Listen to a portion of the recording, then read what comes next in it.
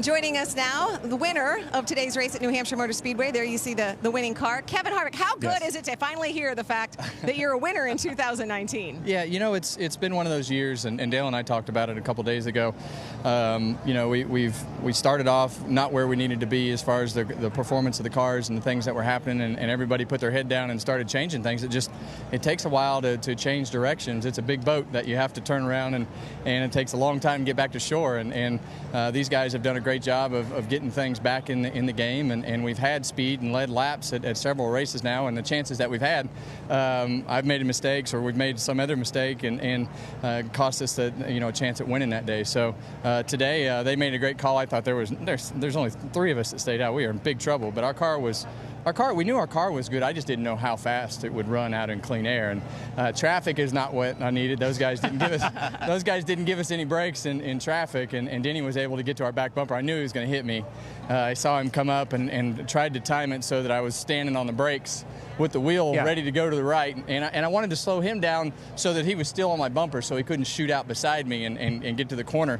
Yeah. And then I was. Yeah. Let's just roll it. Talk us through this. Talk us through what you're thinking here. This is with 3 or 4 to go. Yeah. Well, you know, I thought right here, I thought the lap cars with a few laps to go would get out of the way, and I thought we were in good shape. But that's where the problem started. I think that's the 32 car. He got out of the way, but the damage was already done in the corner. And then, you know, you kept catching more lap cars, and you know, I don't know what they're racing for, and you know, they're probably racing for position and side by side. But our car was on old tires, and traffic just hurt us. And I knew Denny had a tire advantage, and so I couldn't run that preferred line. And so. You know, I'm trying to manage the gap, and not in this position. You just don't want to make a big mistake in big chunks of time. So, you know, for me, I wanted to try to hit my marks, and if he got to my back bumper, try to keep him back there, and so that wound up being what happened. And for me, this is where the big problem started, when those guys were running the line that I needed to run, and you know, they eventually move over, but like I say, when you get in the corner and get to the middle of the corner, the car's already pointed in the wrong direction and chattering, and so I had committed to the bottom right here, and you know, the 3 finally got out of the gas right there, and unfortunately let the 11 go right there, and I could see him coming, and right here I saw him kind of half a car length inside, so I knew I needed to be in the middle of the track and just try not to get spun out or knocked out of the groove, and I stayed beside him. And he started letting off, and I'm like, man, I really don't want him on the inside of me here. I need to be in control of which door goes into which door here.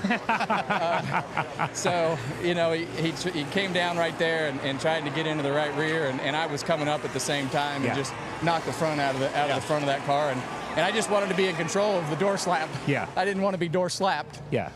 So the 2 of you weren't wide open coming off of turn 2. I mean, I wasn't. You weren't. Yeah. So you knew he was lining up to get behind you instead of on the inside. He knew the same thing. Yeah. I mean, he knew that he took his shot down there, and you know, if he got by, I was going to take my shot when we got down there if he was all the way by, and that's what we're supposed to do. And you know, so it's just good hard racing, and luckily today we came out on the right side of it. You know, I'm going to go back to Rodney. They interviewed him, and he said, this is the way we won most of the races up here. Right. And talking about the call he made, and he said, we're either going to win or we're going to run 7th. And that's where we've been running most of the day, 7th. So it's not, you know, so he was so confident in that call. And we've seen calls made that went the other way this year. And you said there were only 3 of you left out there. How confident were you for those first 4 or 5 laps? Yeah, well, when I ran the first 4 or 5 laps, my confidence level went way up because my confidence level was about 1. Yeah. On a 10 scale. Yeah. I thought we were in deep trouble there, and you know, that's why those guys, you know, sometimes they put us in positions that we don't want to be in as drivers, but they know more than we know because our car ran 2/10 faster than it had all day on old tires once we got out front. So, you know, if it wasn't for the traffic, it would have been, you know, we'd have been fine. But Rodney made a great call, and it was a gutsy call, but he was here to win the race, and you saw that at the end of the second stage, and you saw that at the call there at the end, so it paid off for us. Kevin, you've won a lot of races, big races, the championship. You had to win the race to win the championship. But when you haven't won in a while, and you're getting that question every week, and you know that you have the team in the car to do it, in that situation, as the laps wind down, is it harder when those things haven't happened for a while? No, and I told you this. I heard Lee Westwood when he came off the golf course the other day talk about, I've done this long enough that I show up to the golf course and there isn't any week that I go to the racetrack that I don't think we can win. I honestly, I believe that. No matter how things are going, I honestly believe that we can show up to the racetrack and win the race, even if we've run 20th every week, just because I know a lot about this team and the things that we're doing and the things that we're going. But the best thing that I've done is turn off the social media, turn off all your shows, and don't watch any of those things. And so the only questions that I have to answer are from a 7-year-old and a wife at home. So nobody on this team really ever questions each other. I think that the belief in each other is really strong, and there's none of those guys that don't believe that we can do things like we did today, and we just had to have it all come together. Yeah, the questions from your wife and a 7-year-old are a lot tougher than our questions. That's for sure. I will go there, but I want to go back to that last lap, and I've read some of the things that you said. The way you guys race now is changing. There's blocking. We've seen moves like this. You won a race up here last year by moving a guy into turn. You expected that. Do you expect it every race when you're in that situation? Yeah, you have to now, and I think just because you have to take the chances when you have a chance, because with the importance of track position and the things that are difficult to do from a passing standpoint.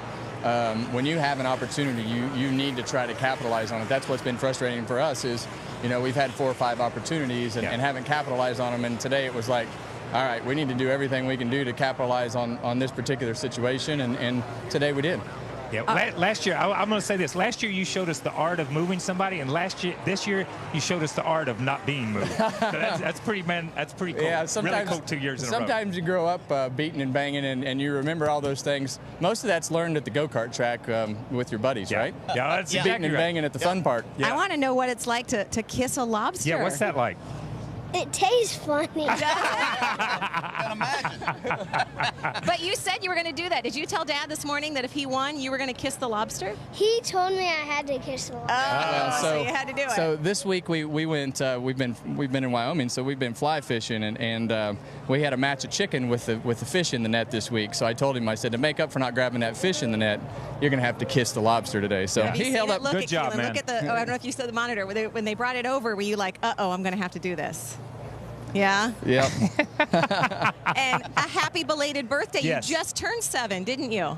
Yeah. You know what we better do? We better say hi to Mom and Piper. Yes. Back at home, right? We're probably gonna be late. You better tonight. wave. Do you want to say it? You can talk in Dale's microphone. You want to say hi? Hello, Mom and Piper. All right. Good job. That's good, man. Good job. That's good. Congratulations, Yes. Kevin. Yeah. And Wade said, Thank you, man. I have a feeling the Congratulations. floodgates are going to open now. So. I hope so. Yeah. One's better than none, though. That's exactly right. Hey Motorsports fans, thanks for watching. Make sure you hit subscribe before you go for all the latest news and highlights across motorsports.